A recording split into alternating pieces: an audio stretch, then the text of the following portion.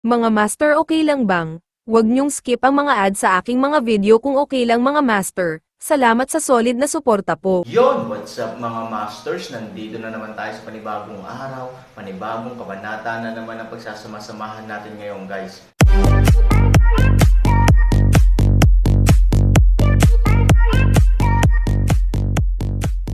Bali mga masters, kung bago ka pa lang po sa aking YouTube channel, please click the subscribe button, lalong-lalo na po yung notification bell guys, para maging connected pa rin tayo sa isa't isa at maging updated kayo sa mga susunod ko pang video. Bali mga masters, bago natin umpisahan ng kwento ay mag-shoutout po muna tayo para sa mga solid nating tagapakinig. Shoutout kay Robert Tolentino, out kay Robert Dinoy. Yun na nga mga masters, no? Bali hindi na ito patagalin. In 3, 2, 1, let's go! Ang ngiti ay napakasama at madilim, kahit ang mga matatanda ay hindi maiwasang makaramdam ng ginaw sa likod niya sa mga oras na ito. Anong gusto mong gawin? Tanong ng matanda. Bahagyang ngumiti si Han Sanchen, sa aking bayan, ang baboy ay karaniwang pagkain, ngunit ang balahibo ay talagang mahirap hawakan. Gayunpaman, ang mga tao ay matalino, lalo na pagkatapos ng mastering apoy. Hanggat sinusunog mo ng bahagya sa apoy, ang luma at makapal na balat ng baboy ay mauusok at madidisporma. Pagkatapos nito, ang lumang mantika ay tumutulo at lumulutang. At ang malambot na karne sa loob ay nagsisimula ng medyo tapos na. Sa mga oras na ito, hinawakan ko sila Opi at pinaghahampas, haha. Pagtingin sa pervert na anyo ni Han Sanchen, hindi napigil ang kiligin ng mga matatanda. Hindi ba't ito ay upang painitan ang lumang balat, pagkatapos ay igisa ang malambot na karne sa ilalim ng balat, at punatin ito ng ganito. Ni hindi niya maisip kung gaano ito kasakit sa puso. Pinagdaanan na lang niya ang larawan sa kanyang isipan, at nakaramdam na siya ng goosebumps sa buong katawan. Tao ka ba? I warned you. If you dare to mess with me, you must not die. Nang makita na ang mga matatanda ay halatang pinagpapawisan, si Han Sanchen ay hindi nagsalita ng walang kaparerikan, pinagdikit lamang ang kanyang kaliwang kamay, at ang apoy ay nasa kanyang kamay. No, don't come here. Ilayo mo sa akin ang apoy mo. Kung lalaki ka, huwag mong gawin itong dirty tricks, gusto mong pumatay o pumatay, papakinggan kita.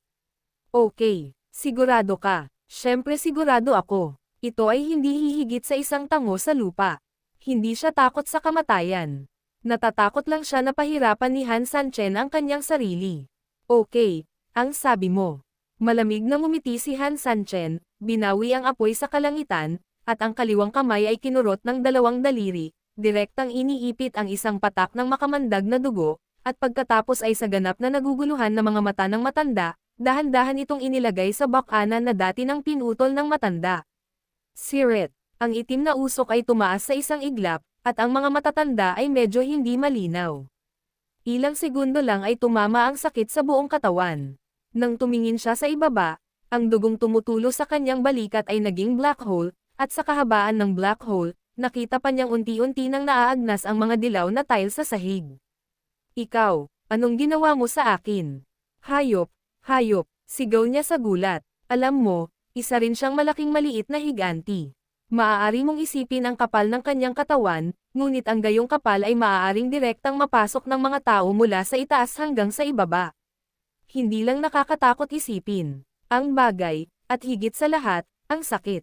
Sa aming bayan, mayroong isang bagay na tinatawag na pulot-pukyutan.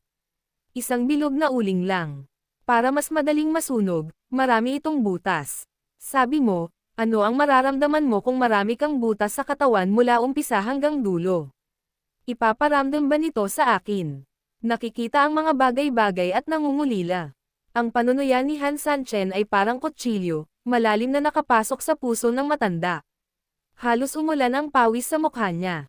Pero huwag kang mag-alala, pumayag ako sa hiling mo, at hindi ko gagawin iyon. Tapos ikaw, gusto mo pa gawin to. Nagpanik ang mga matatanda at galit na sinabi. Bahagyang ngumiti si Han Sanchen, bakit kinakabahan? Sinusubukan ko lang. Anong sinusubukan mo? Anong ibig mong sabihin? Tinapik siya ni Han Sanchen sa balikat, napakasimple nito, alam kong makapal ang balat mo, sobrang hirap kong gupitan ito ng isa-isa.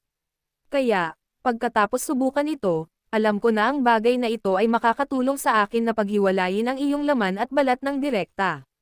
Nanigal iligtas sa akin ng problema. Naku po, Panginoon, hindi po gulo, dahil gaya nga po ng sabi nyo, kung gusto nyo pong pumatay o pumutol, pinutol ko lang po ang balat nyo, sapat na bang tuparin nyo ang inyong salita, ang mga matatanda ay walang imik, ano ang impyerno ay tumutupad sa mga pangako, kung tutuusin, hindi ba't katulad ng dati? Ang ganap na matanggal ang dati mong balat sa iyong sarili, kaya lang ang isa ay inihaw sa apoy, at ang isa naman ay nabubulok sa bagay na ito, walang pinagkaiba, you bastard, you, originally, gusto niyang magmura, pero nang makitang si Han Sanchen ay nagsimulang kurutin muli ang kanyang mga daliri, handang magdugo, ang galit niya ay napalitan ng gulat, ayaw niyang maging halimaw na walang balat na may laman lang, sandali, storytelling channel sa YouTube. Ano?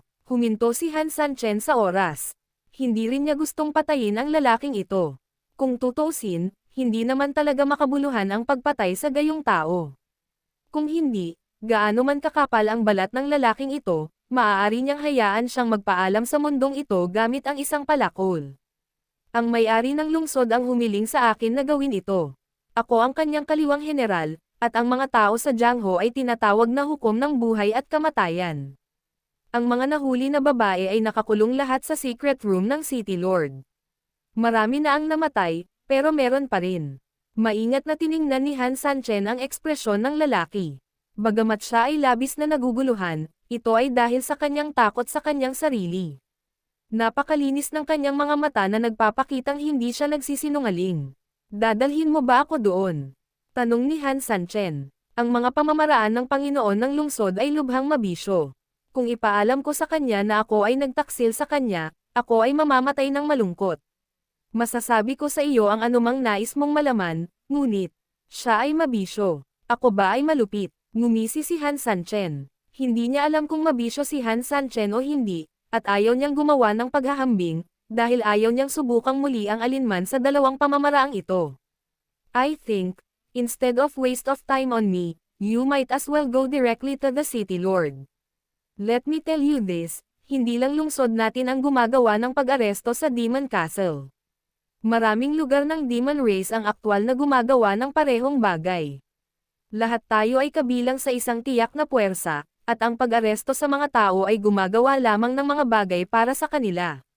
Bukod dito, pagkatapos ng mahabang panahon ng layout at pagkilos, ang buong plano ay naipatupad na halos sa pagkumpleto. Kumunat ang noo ni Han Sanchen. Sa katunayan, inaasahan na niya ito ng walang ibang dahilan, dahil ikinumpara ito sa parehong mga bagay na nakatagpo niya sa Central Plains kanina. Ang Demon Castle ngayon ay mas baliw at mas malupit. Kahit na, sa isang tiyak na lawak, sila ay umabot sa punto ng pagpatay ng manok at pagkuha ng mga itlog. Kung ang isang aksyon ay nasa maaga o midterm lamang, hanggat hindi sila tanga, halos hindi na nila ito gagawin. Dahil ito ay gagawin ang kanilang mga follow-up na operasyon na imposibleng magsimula, at maging ang buong operasyon ay mamamatay.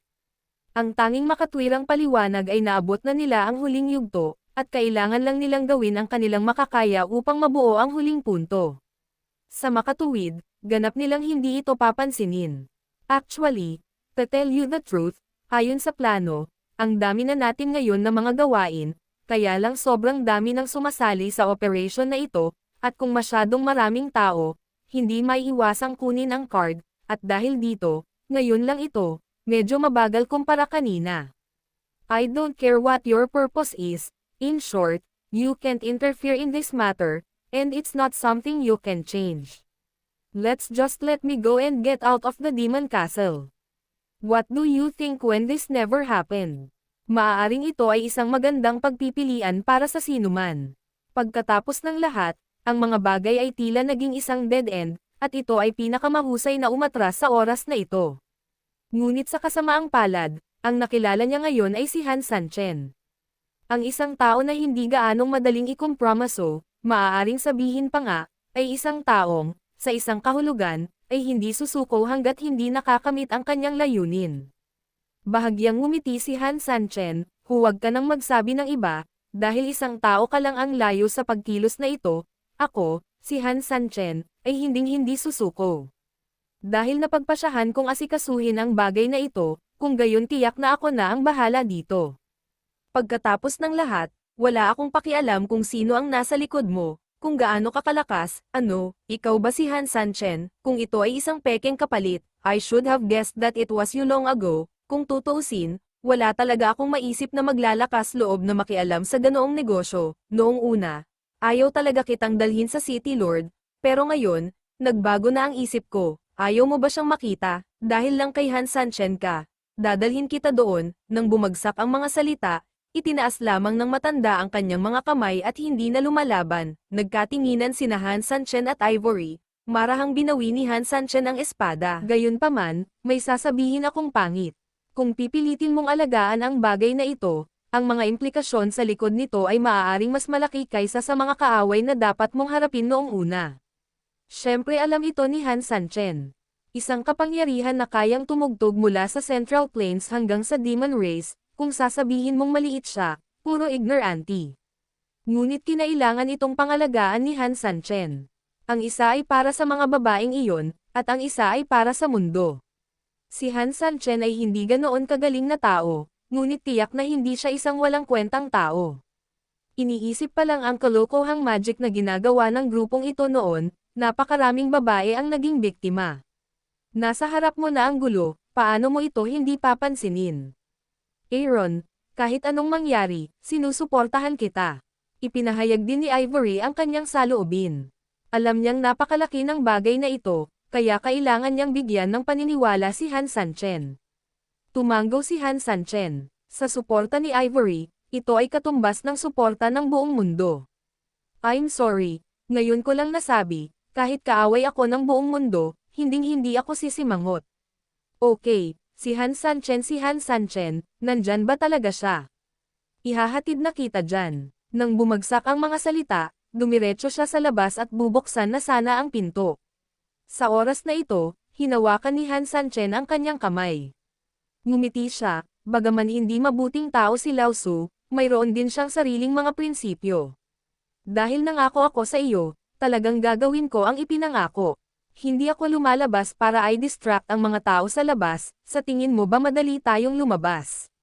Pagkatapos mag-isip tungkol dito, binawi pa rin ni Han Sanchen ang kanyang kamay, at kasabay nito ay bahagyang ginalaw ang kanyang kamay, at isang daloy ng enerhiya ang kumalat sa kanyang katawan, dahan-daang ginagamot siya. Ngumiti ang mga matatanda at saka binuksan ang pinto. Medyo kinakabahan ang dalawang mag-asawa.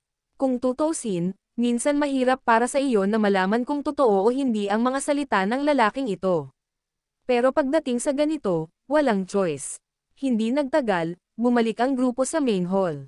Ang Panginoon ay biglang humagalpak ng tawa. Oo, ang Diyos ay lubos na nasisiyahan. Halika, halos sabay na kinuyam ni Han Sanchen ang Jade Sword sa kanyang kamay. Pumunta ka agad upang ipaalam sa may-ari ng lungsod, sabihin sa kanya ang matanda, ang bathala na ito ay nagpatrolya ngayon at nakakita ng isang napakagandang diwata, na handang iharap ito sa kanya. Nang marinig ang sinabi ng hukom, inilabas ni Han Sanchen ang kanyang Jade Sword. Oo, kinuha ng subordinate ang utos at agad na umatras para umalis. Mabagal, mabilis na huminto ang lalaki, Sir, ano pa po ang meron? Sabihin mo sa kanya, parang diwata talaga ang babaeng ito kung hindi ay hindi ako lalabag sa rules ng pribado. Naiintindihan naman ng subordinate ko. Sa pagmamasid sa kanyang mga nasasakupan na umalis, ang matanda ay nagpakawala ng mahabang buntong hininga. Hindi nagsalita si Han Sanchen.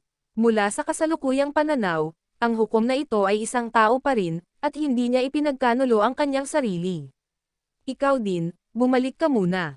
Sir, ayon po sa rules ng City Lord, dahil tayo po ang judges, lagi po nating bantayan ang mga matatanda at huwag nating pabayaan ang ating mga tungkulin, kung hindi. Agad na tanggi ng gwardya. Kayong mga bastard, the City Lord asked you to protect me, bakit pakiramdam ko mas minamanmanan niyo ako? Galit na sabi ng mga matatanda. Isang grupo ng mga tao ang nagmamadaling yumoko, hindi ako makapaghintay. Dahil wala kang dare, bakit hindi mo ako ibalik? Itong babaeng ito ang ihaharap ko agad sa City Lord. Gusto ko siyang bihisan bago siya paalisin. Bakit? Gusto mo bang pagnanasaan siya? Nang marinig ito, nagkatinginan ang isang grupo ng mga gwardya. Pagsilip sa babae ng City Lord, kahit hindi mamatay, halos mabulag siya, at siguradong hindi magaan ang krimen. Sa pag-iisip nito, maraming tao ang tumigil sa pagsasalita, tahimik na yumuko, sumusunod ang mga nasasakupan. Pagkatapos ng mga salita, isang grupo ng mga gwardya ang tuluyang umalis isa-isa. Hindi nagtagal ay walang laman ang bulwagan. Sa katunayan, ang aming mga gwardya ay napakaseryoso, hindi lamang laban sa mga tagalabas, kundi pati na rin laban sa aming sariling mga tao. Sinusubaybayan din ng mga nakatataas ang mga nasasakupan. Sa katunayan, ito ay makikita mula sa labas kapag ang pinuno ay gumagawa ng mga bagay. Halos patong-patong sila ng mga baraha. Ito ay nauunawaan, kung hindi, ang isang malaking bagay ay matagal nang nalik, at ito ay kakalat sa buong mundo. At tiyak na hindi si Han Sanchen ang sadyang mag-imbestiga, at magkakaroon ng mga pagkaantala sa mga pahiwatig. Sa pag-iisip nito, tumanggo si Han Sanchen. Wala pang isang saglit, ngayon lang bumalik ang nasasakupan, at nang makita niya ang Panginoon, bahagyang lumuhad, sinasabi ko sa Panginoon, may kahilingan ang Panginoon ng lungsod. Okay, lead the way. Pagkahulog ng mga salita, ilang tao ang naglakad palabas. Yun na nga mga masters, no? Bali panibagong kabanata na naman yung natapos natin ngayong gabi. Muli, maraming salamat po talaga sa walang sawang suporta po sa aking YouTube channel na talagang inaabangan nyo po ang bawat upload ko po. Bali mga masters, magkita-kita ulit po tayo bukas ng gabi at ngayon po ay magpapaalam po muna tayo. Bali mga masters, bye-bye!